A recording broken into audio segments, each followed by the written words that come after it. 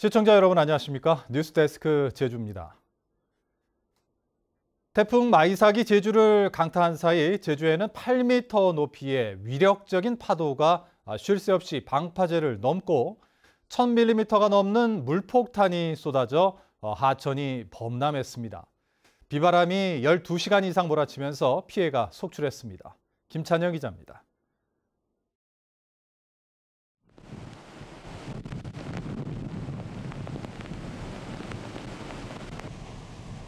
태풍이 휩쓸고 지나간 자리, 해안가 산책로가 그대로 주저앉았습니다. 강한 파도에 방파제는 떨어져 나갔고 콘크리트 바닥은 산산조각 났습니다. 무너져 내린 해안 산책로는 바닷가로부터도 10m 이상 떨어져 있는데요. 당시 파도의 위력이 얼마나 강했었는지를 보여주고 있습니다. 또 다른 방파제도 위력적인 파도에 흔적도 없이 사라졌습니다. 해녀들이 물질 나갈 때 쓰던 탈의실은 뼈대만 남았고 안에 있던 물건들도 모두 떠내려갔습니다.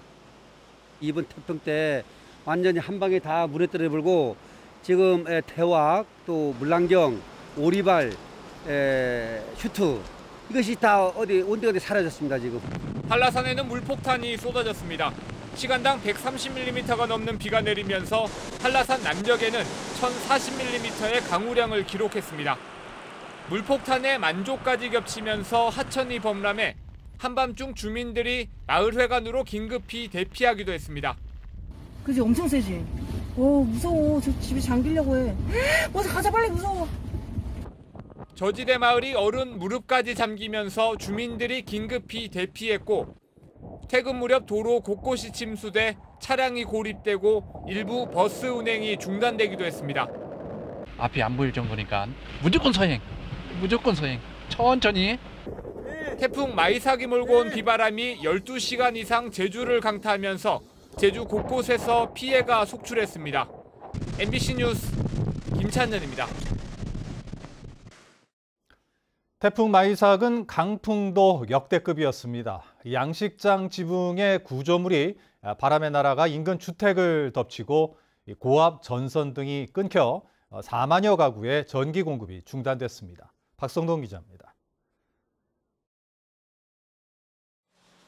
폭격을 맞은 듯 한 마을이 쑥대밭으로 변했습니다. 강한 바람에 양식장 지붕이 벗겨지면서 철제 구조물이 50여 미터 떨어진 인가를 덮쳤습니다. 태풍이 제주에 근접한 어제 저녁 8시쯤 삽시간에 휘몰아친 돌풍에 민가 10여 채가 날벼락을 맞은 겁니다. 지붕을 뚫고 유리창을 깨트리고 흉기로 변한 철제 구조물에 주민 20여 명은 공포에 떨어야 했습니다. 불이 벌겋 우리 방에 불이 벌겋게 틀어져 다 기절낸다. 어디 저 도망도 저기 못 아이고 그 보름에 댕기다 죽으래. 구석에 막 아들 영 털어서 막 다다다다. 지붕이 날아간 양식장은 새끼 넙치 300만 마리가 손쓸 새도 없이 모두 폐사했습니다. 정전이 한 5번 정도 되더니 8시에 정확히 한 번에 확 날아간 거거든요. 그래서 저희는 바로 지하실로 숨은 상황이었고요. 순간 최대 풍속 초속 50m가 넘는 괴력의 강풍이 온종일 제주를 강타하면서 가로수가 꺾이고 신호등이 부러지고 전신주까지 쓰러지고 고압전선이 끊어지면서 4만여 가구의 전기 공급이 끊겼습니다. 정수장에도 전기가 끊어져 6만여 가구가 한때 수돗물 공급이 중단돼 불편을 겪었습니다. 바람이 세니까 가로수가 전선을 건드려가지고 순간 정전도 많았었습니다. 항상 불안했었는데 오늘 이렇게 또 태풍이 오니까 이렇게 된 것 같습니다. 태풍 마이삭이 몰고 온 비바람에 지금까지 접수된 피해만 700여 건. 섬 곳곳에 패인 태풍의 상처가 치유되기도 전에 또 다른 태풍에 제주는 긴장하고 있습니다. MBC 뉴스 박성동입니다. 제주 지역 71개 학교가 이번 태풍에 피해를 입었습니다. 제주도 교육청에 따르면 태풍 마이삭이 몰고 온 비바람에 교정 내 나무가 쓰러지거나 시설물 등이 파손되는 피해를 입었고 일부 학교에서는 누수 피해도 발생했습니다. 제주도 교육청은 태풍 피해 상황을 확인하고 빠른 시일 안에 복구를 진행할 예정입니다. 네, 앞서 전해드린 뉴스들을 통해 태풍 마이삭의 위력을 실감하셨을 텐데요. 당초 예상보다 마이삭의 힘은 더 강했습니다. 취재기자와 이야기 나눠보겠습니다. 현재용 기자. 자, 이 마이삭의 힘은 정말 괴력 수준이었습니다. 강풍은 역대급이었고 비는 당초 예보보다 갑절이나 많았죠. 네, 한라산 남벽에 1041mm의 비가 내렸습니다. 시간당 130mm 이상의 폭우가 내린 건데요. 남원읍 신내리와 산천단 등에도 300~400mm의 강우량이 기록됐습니다. 이렇게 많은 비를 쏟아부은 이유는 당연히 태풍이 강한 세력 때문입니다. 태풍 마이삭이 제주 동쪽 해상을 지날 때 태풍 중심 기압이 945헥토파스칼로 매우 강한 상태를 유지했고요. 제주 전역이 태풍 반경 안에 들어가 있었습니다. 강한 세력의 태풍이 당초 예상보다 더디게 움직이면서 한라산으로 인한 지형적 영향이 커졌고 이 때문에 산지 강우량이 폭발적으로 증가한 것으로 보입니다. 실제 기상청이 100에서 300, 산지는 최대 400mm 이상의 강우량을 예상했지만 앞서 말씀드린 것처럼 1000mm가 넘는 비가 쏟아졌습니다. 네, 그렇군요. 그런데 이제 마이삭 직전에 제주에 영향을 준 태풍 바비와 비교를 해보면 이 바비와 마이삭의 위력은 어떻게 보면 제주를 지날 때 위력은 비슷했는데 이 마이삭의 바람은 훨씬 강했단 말이죠. 그 이유를 어떻게 봐야 될까요? 네, 두 개의 태풍이 제주도를 지날 때 제주도와의 그 거리 차이로 볼 수 있습니다. 바비는 제주도의 서쪽을 지났고요. 마이삭은 동쪽을 지났습니다. 그런데 제주도로부터 태풍의 거리는 바비보다 마이삭이 조금 더 가까이 있었습니다. 이 때문에 바람이 훨씬 강했다고 볼 수 있는데요. 마이삭이 제주도 부근을 지날 때 감지된 바람은 고산 지역의 경우 시속 177km였습니다. 감이 잘 안 올 수도 있는데요.